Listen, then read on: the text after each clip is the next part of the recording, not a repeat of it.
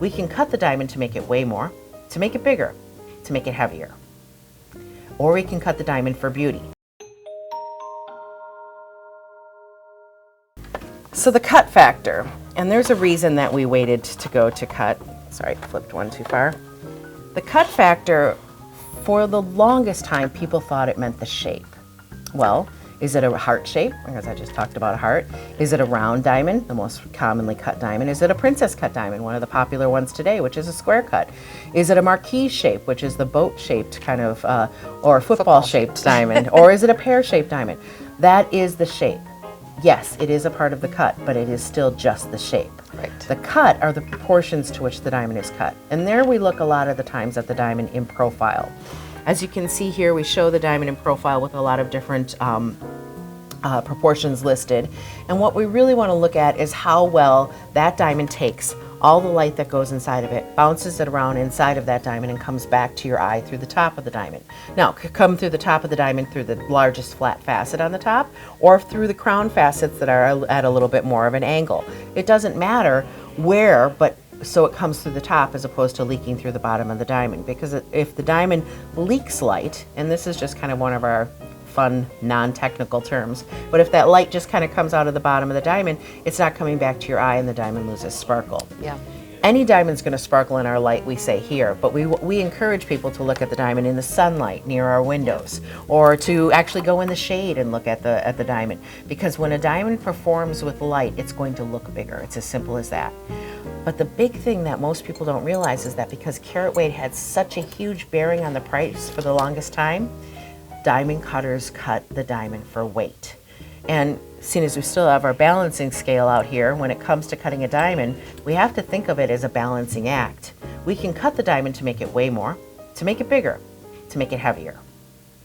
Or we can cut the diamond for beauty. And if we cut the diamond for beauty, we oftentimes have to scale away a little bit of that precious substance. We might have to make it weigh a little bit more. But I mentioned magic sizes in the very beginning. If that means I have to scale down that diamond and make it weigh 0.95 carats as opposed to 1.001 carat diamond, and I know that I'm going to get a lot more money as a cutter to cut it to a 1 carat diamond, don't you think I'm going to hedge it a little bit? I'm going to add just a little bit more, maybe make that girdle around the edge of the diamond a little thicker. Those are things that they'll do to save weight or keep that diamond to cause it to weigh a little bit more. But what it does for you when you're wearing that diamond doesn't make it look any bigger. It doesn't feel any heavier. I mean, we're talking about milligrams here, so, you know, our carat weight here. And it does not make it perform any bigger. So if you really want a diamond that performs better, stop looking at the carat weight. Look at a diamond and look at how it performs with that light that you give it. And if you're not paying attention to that carat weight, well, this is something I like to use as a nice example. Kristi and I are going to hold up a couple of different diamonds here. So actually, back in 1919, a mathematician by the name of Marcel Tolkowski came up with an actual mathematical formula that if you were to cut to the diamonds, to a round brilliant cut diamond, to these proportions, the light that goes in will bounce off at the correct angles and come back to the eye. And so that's where the grading scale that we use, which is through the American Gem Society, is actually based off of. And I'm going to interrupt you there for just a moment, if you don't mind. The American Gem Society spent over 10 years studying the cut grade, and they have established a cut grading system that it consists of 11 grades. It goes from 0 to 10. A little counterintuitive from when we say grade something on a rate of 0 to 10. 0 is actually the best in the cut, and 10 is the worst. Because they consider them deductions. So if it's cut the best, it has 0 deductions. So yeah, that is absolutely correct. And when it comes down to it, they're graded for not just the proportions of the cut, they're also graded for light performance, they're graded for the polish of each of the facet surfaces, and the symmetry of the facets as well, how well they align with one another. So all those factors are considered there. And in this study, those 11 grades, fewer than 1% of diamonds are actually cut to the 0 cut, that best cut out there. In fact, the majority, about 80% of diamonds, are cut in a 5 and below range on that grading scale. That upper 80% are really the ones that are in that higher grade range there, exactly. I'm sorry, the upper 20%. The cut grade, I think, is the one that seems to be the most misleading and the most confusing. And so many years ago, our dad purchased this diamond to use as a tool. We've never sold it, we never will sell it, because it's actually a fantastic show of what cut grade can do. So the diamond that she has, do you have the 1 carat? Mm-hmm. It's a 1 carat diamond that actually ends up being a 10 cut. So it's the worst on the scale. So you go ahead and tell me which one you have here. Okay, so first of all, what I have here are 2 diamonds that look very similar in their diameter measurement. If you look at it kind of closely, they look about the same size, okay? And when it comes to the cut, even the worst cut diamond still performs with light better than most colored gemstones. It has a very high refractive index. There's a reason diamonds are in a category all their own. Yeah. But this diamond here has almost the same diameter measurement of this one. But this one weighs almost 25% more than this diamond. This is a 1 carat diamond. This diamond was cut for weight and weight alone. This diamond here was cut for beauty, and it was cut to 3/4 carat, 75 points exactly. Now I'm going to bring out what a 1 carat diamond should look like. And you can see right off the bat, it looks bigger. When it comes down to it, this diamond has a larger diameter measurement, and because it is cut well, it actually gives you performance from edge to edge. When a diamond is poorly cut, the first place the performance goes down is around the perimeter. What does that do? Makes the diamond look smaller. If it already has a smaller diameter, because this diamond that is poorly cut, well, they made it deeper on the bottom of the diamond. They made the girdle, the edge of it, much thicker. You can add up to 5 points in weight for that thicker girdle there. Yeah. Sometimes even 10, depending if you're looking at much larger diamonds.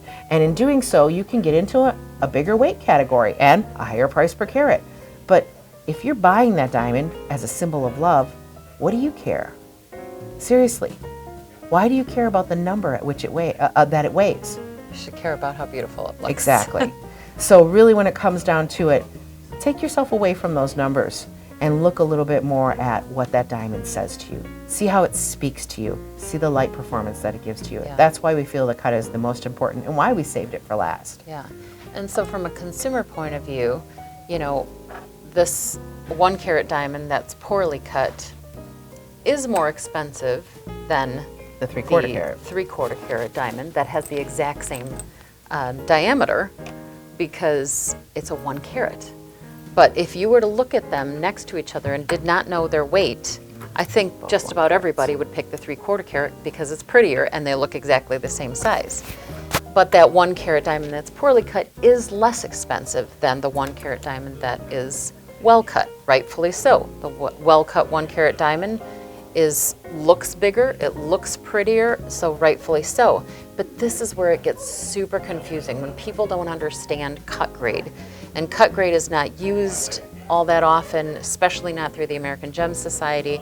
And it gets super confusing when you think you're comparing one diamond to the next, and we see it all the time. Even, guests that have come in that looked, did some research online, and they're like, I did research online and I saw this diamond that has the exact same clarity, color, carat weight, cut as this diamond, and they're $1,000 difference in price. Why is that?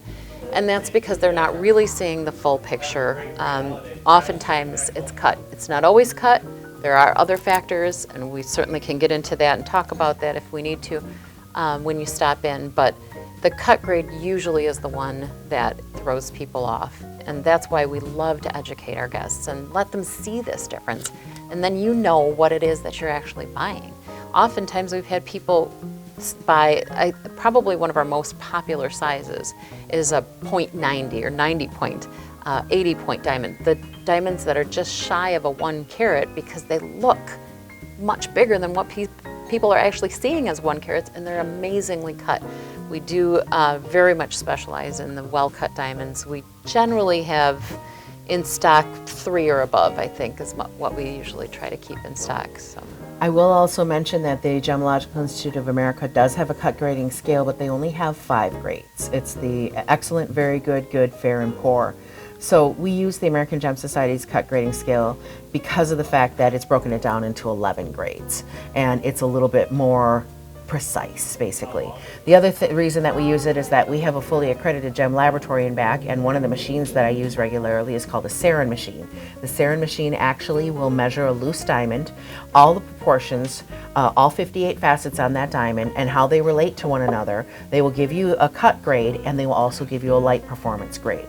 And they do use the American Gem Society cut grading scale. It's something that I know how to measure and can measure on a diamond when it's in the mounting. I'm always limited by the mounting, of course, but it will take me 10 times as long to do it in a mounting than if it were I had it out of the mounting and I can put it on the Sarin machine, because it is measured by lasers, so it's pretty fantastic that way. But we can also kind of correlate how the GIA and the AGS cut grading scales correspond to one another, and we do have reports from both laboratories when we work with at different times, as well as our own laboratory and back when we work with diamonds and we get diamonds in for you. Yeah, every diamond that we get in, we do grade ourselves, even though oftentimes we'll get a diamond that already has a certificate, a grading report, not a certificate. We could get into that in another podcast. But oftentimes we'll get one that already has a grading report. We always will grade them, look at them. I will never buy a diamond without, just like online or whatever, without seeing it. And then we always use the Sarin machine and get a cut grade, because oftentimes those grading reports do not include cut grades, but we do. So, that's one of the things that we do in the background all the time before we're bringing any of our diamonds out to show to our guests. It's very important to us that we educate. It's very important that we really do zero in on that quality and that cut grade especially. I always look when we're buying diamonds, and I think Dad always was that way, and you're that way when you're looking at it. Would I be happy to sell this to my best friend? Would I be happy to sell this to one of my family members? Would I want to wear it myself? Would I want to wear it? Yeah, and I think, that we kind of filter that through all the time. And no diamond is the same as the next. And so we find a lot of really unique things with all of these, and hopefully, I know we gave you a lot of information here talking about diamonds, but hopefully we gave you a little bit of a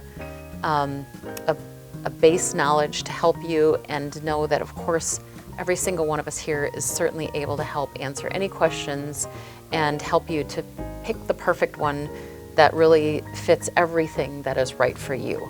And that's what we love to do. It's something that we find a lot of joy in, and we obviously a lot of passion and learning about it, so that we can do the best for you guys on our end. So come and see us. If you have any other questions, give us a call, send us a message. We're always happy to help. Yeah. Absolutely. Thanks for listening today. We had a lot of fun.